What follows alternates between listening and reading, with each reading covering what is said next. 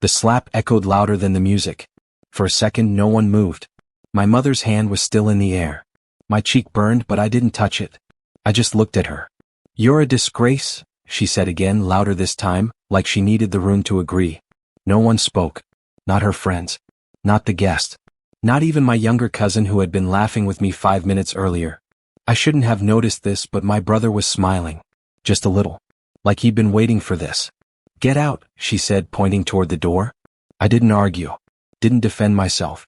I picked up my jacket and walked out. No one stopped me. That part stayed with me longer than the slap. Outside it was cold. Quiet. Like none of it had just happened. I sat in my car for a while, hands on the wheel, going over every second. Something felt off. Not just the slap. The timing. The way she said it. The way everyone stayed quiet. Like they already knew something I didn't. I kept it to myself. Drove home. Didn't call anyone. Didn't text. Just sat there in the dark, replaying it again and again. That's when I remembered something small. Something I almost ignored. The way my mom had said, "You embarrassed me." Not us. Not the family. Just her. The next morning I woke up early. No hesitation. I picked up my phone and called the bank. "Freeze the accounts that I funded," I said calmly. There was a pause on the line. "Are you sure?" the agent asked. I looked at the wall. "Do it," I said. Because something told me. This wasn't over yet. And I was finally starting to see why. I didn't grow up thinking money would matter this much. But over time, it quietly became the only thing holding everything together. 3 years ago when my dad passed, things changed fast. Not emotionally. Practically. Bills. Mortgage. My brother's failed business.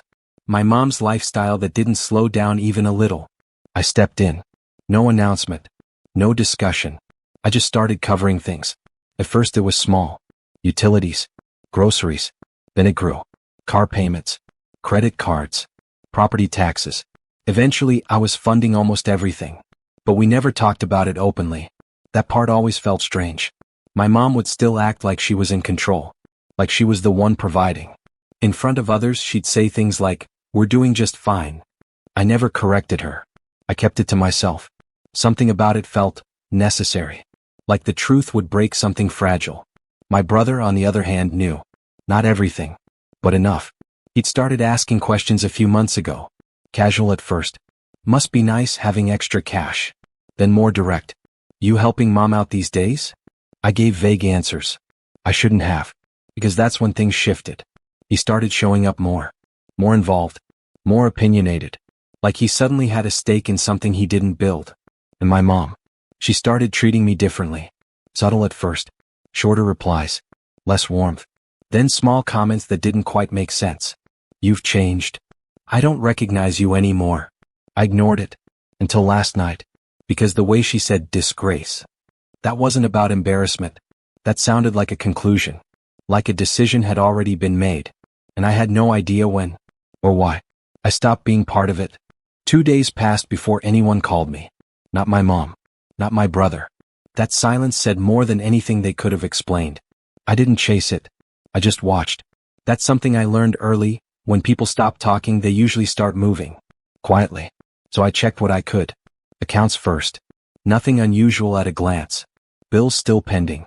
No sudden withdrawals. But something felt off. Like things had been touched. Just not enough to trigger anything obvious. Then I checked access logs. That's when I saw it. Multiple login attempts from a device I didn't recognize. Late at night. Same IP range. Same pattern. I shouldn't have noticed that. But I did. And it didn't match my habits. Or the bank's usual system behavior. I didn't react. Just noted it. Then I drove by my mom's house that evening. Didn't go in. Just parked across the street. Lights were on. Voices inside. More than usual. Through the window I saw my brother sitting at the table. My mom across from him. And someone else. A man I didn't recognize. Laptop open. They weren't eating. They were discussing something. Papers spread out between them. I stayed in the car. Watched for a few minutes.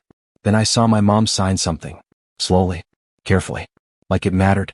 That's when everything clicked a little closer into place. This wasn't about a fight. Or embarrassment. This was preparation. And whatever they were planning, it had already started before that night. I kept my distance. Didn't confront them. Didn't call. Because I needed to be sure. But one thing was clear now. They weren't just cutting me out. They were trying to move something. Before I realized what was happening. And I was already late to it.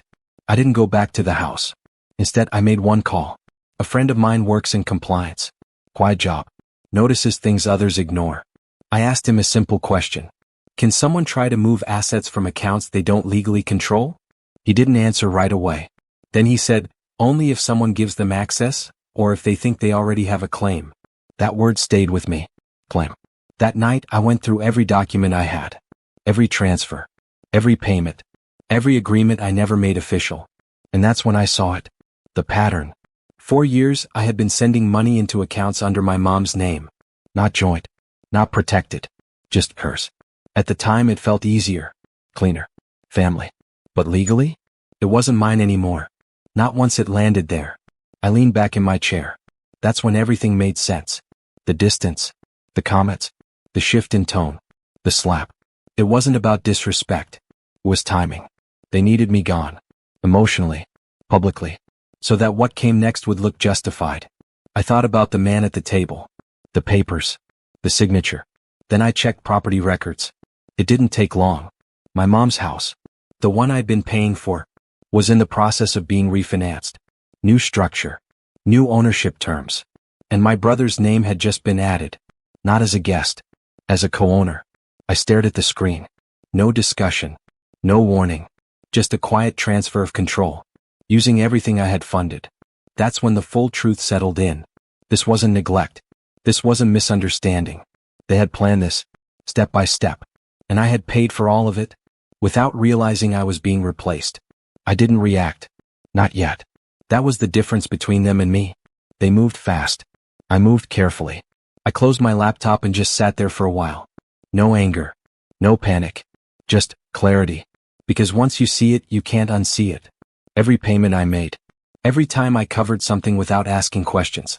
Every "don't worry, I'll handle it." It had built something. Just not for me. I picked up my phone and started making calls. Quiet ones. The kind that don't leave a trail. First, the bank again. Not to argue. To understand. What happens when accounts are frozen during an active refinance? The answer was simple. Everything slows down. Nothing closes. Nothing moves forward. I thanked them and hung up. Then I called someone else. An attorney I hadn't spoken to in years. I didn't explain everything. Just enough. Hypothetically, I said, if someone funded assets under another person's name, is there any way to challenge that? He paused. Depends on intent. Documentation. Pattern of control. Good. I had all three. I just never needed them before. Next, I pulled together every record I had. Transfers. Messages. Receipts. Even small things. Like my mom texting, "Can you cover this one too?" At the time it meant nothing. Now it meant everything. I organized it all. Slowly. Precisely. No rush. Because rushing is how mistakes happen. And I couldn't afford that. Not anymore. I wasn't going to confront them. Not yet. Because they still thought I didn't know. And that was my only advantage. So I let them continue. Let them believe the plan was working. Because the moment they felt safe was the moment I'd be ready to move. I gave it 4 days. Enough time for them to feel comfortable. Enough time for the paperwork to move forward. That's when I made the second call. This one wasn't quiet. File a formal dispute on all transfers tied to those accounts, I told the bank. The agent hesitated. That could trigger a review. That's the point. Once that process starts, everything freezes. Not just balances, documents, approvals, even third-party actions like refinancing. It all gets flagged. And flagged things get examined. Closely. Next, I sent my attorney everything. Not summaries. Everything. Years of transfers. Messages. Proof that I funded the mortgage, taxes, repairs. Proof that I controlled when and how money moved. He called me back that evening. His tone had changed. "This isn't informal support," he said. "This looks like financial control under assumed ownership." I didn't respond. He continued, "If we position this right, you're not just contesting the refinance." He paused. "You're challenging the entire ownership structure." That was bigger than I expected. But it made sense. Because the truth wasn't small. They didn't just take advantage. They built something on top of what I provided. And tried to lock me out of it. That night, I drove by the house again.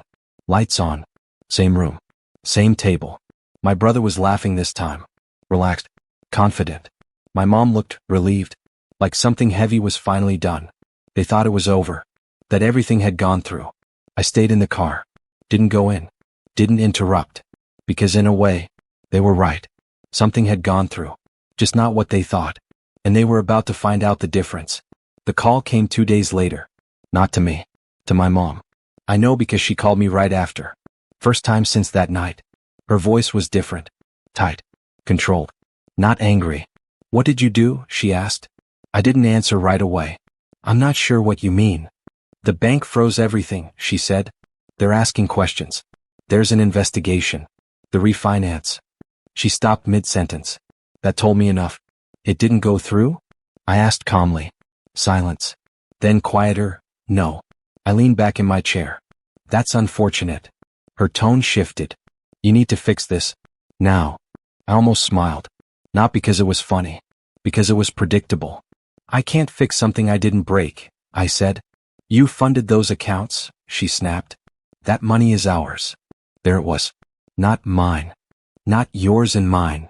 Just theirs. I funded them, I said slowly. That doesn't mean I gave up control. That's not how it works, she said quickly. Actually, I replied, that's exactly what they're reviewing right now. She went quiet again. Then my brother's voice came in the background. What's he saying? She didn't answer him. Instead, she lowered her voice. Listen, she said. We can talk about this. Come over. Let's handle it as a family. I stood up and walked to the window. Looked outside. Same street. Same calm. No, I said. Another pause. Then I added, you already handled it as a family. That's when she realized. This wasn't a conversation anymore. It was a situation. And it wasn't going away quietly. The official notice went out a week later. Not just to them. To everyone involved in that refinance. Bank. Lender. Legal office. Even the guy I saw sitting at that table. The document was simple. A formal claim of beneficial ownership. Backed by records. Years of them. Every transfer. Every bill I paid. Every message asking me to handle it. It didn't accuse them of anything dramatic. It didn't need to. It just laid out the truth. And the truth did the rest. The refinance was canceled. Indefinitely. The property was flagged for dispute. No sale. No restructuring. No ownership changes. Not until it was resolved. Properly. My brother tried calling me 3 times. I didn't pick up. My mom sent a message that night. Short. We need to talk. I read it. Then put my phone down. Because there was nothing left to say. They had already made their decisions. So had I. A few days later, I met my attorney in person. We reviewed everything. Next steps were clear. Negotiation. Or court. Either way, they weren't in control anymore. And for the first time in a long time, neither was I trying to hold things together. I drove past the house one last time that week. Lights off. No cars outside. Quiet. It looked smaller somehow. Like everything that happened inside it had finally settled. I didn't stop. Didn't feel the need to. Some things don't need closure. Just distance. And the understanding that silence can sometimes say more than anything else.